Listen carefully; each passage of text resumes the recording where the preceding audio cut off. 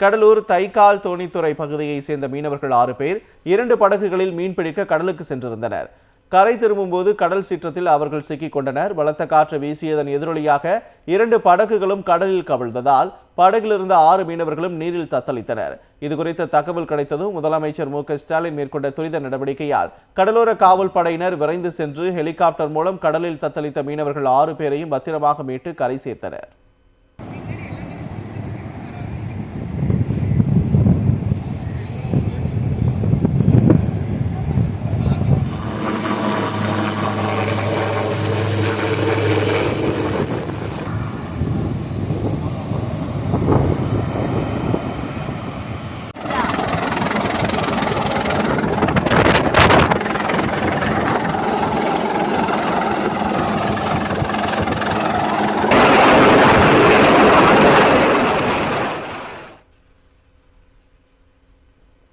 மீனவர்களை மீட்க அனைத்து நடவடிக்கைகளையும் எடுக்க வேண்டும் என முதலமைச்சரின் உத்தரவின் பேரில் இந்திய கடற்படையினரை தொடர்பு கொண்டு கடற்படையின் ஹெலிகாப்டர் மூலம் பத்திரமாக மீட்கப்பட்டதாக கடலூர் ஆட்சியர் CP ஆதித்ய செந்தில்குமார் தெரிவித்துள்ளார். தங்களை மீட்க துரித நடவடிக்கை எடுத்த முதலமைச்சருக்கு கரை திரும்பிய மீனவர்கள் நெஞ்சார்ந்த நன்றியை தெரிவித்தனர்.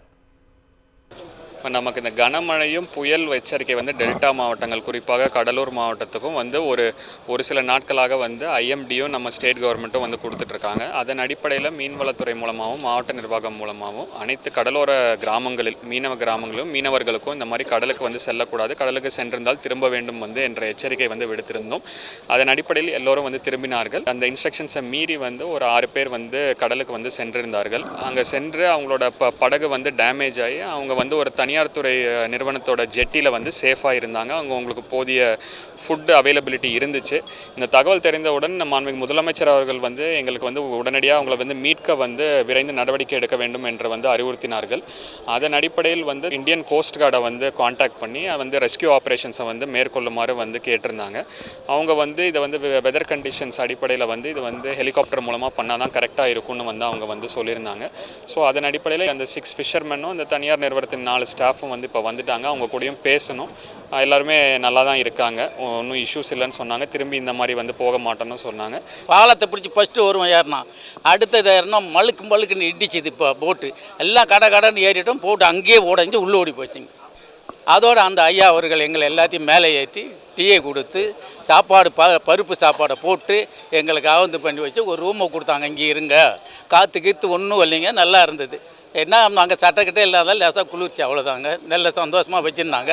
இப்போ ஐயா தமிழ்நாடு கவர்மெண்ட் எங்களுக்கு ஒரு வாழ்வாதாரம் அளித்து எங்களை பண்ணி எங்கள் 6 குடும்பத்தையும் கொண்டாந்து ஹெலிகாப்டர் கொடுத்து இங்கே கரையை கொண்டாந்து விட்டாங்க. ரொம்ப நன்றிங்க ஐயா, முதலமைச்சர் ஐயாவுக்கும் கலெக்டர் ஐயாவுக்கும். காலையில் நாங்கள் வலையை விட்டுருந்தோம். அந்த வலை எடுக்கிறதுக்காக போகல, வலை எடுக்கல, அந்த தண்ணியோட வேகம் அதிகமாகக்குள்ளே நாங்கள் அப்படியே அலையோட மேலே போயிட்டோம். ரிட்டர்ன் வரக்குள்ளே எங்களால் என்ன ஆச்சுன்னா அலை பெருசாகக்குள்ளே எங்களால் வர முடியாதுன்னு சொல்லிட்டு இதாகி போச்சு. இந்த கட்டடத்தை பார்த்தவொடனே அந்த கட்டடத்தை பார்த்து அதுலாச்சும் ஏறி நம்ம உயிர் தப்பிச்சிக்கலாம், கரையை போனால் நம்மளால் போக முடியாதுன்னு சொல்லிட்டு அந்த கட்டடத்துக்கு எடுத்தவொடனே அந்த டீசலை வச்சு நாங்கள் ஒரு ஆளாக ஏறிட்டோம். அந்த கட்டடத்தில் ஏறி முடிஞ்சவொடனே அந்த போட்டு 2ஆக புட்டுன்னு உள்ளே ஓடி போச்சு. அங்கே போனவொடனே என்ன ஆச்சுன்னா அந்த செக்யூரிட்டிலாம் வச்சுருந்தாங்கல்ல, அவங்களே மாத கடைசி போல் அவங்களுக்கு வச்சு இந்த சாப்பாடை எங்களுக்கு ஷேர் பண்ணாங்க.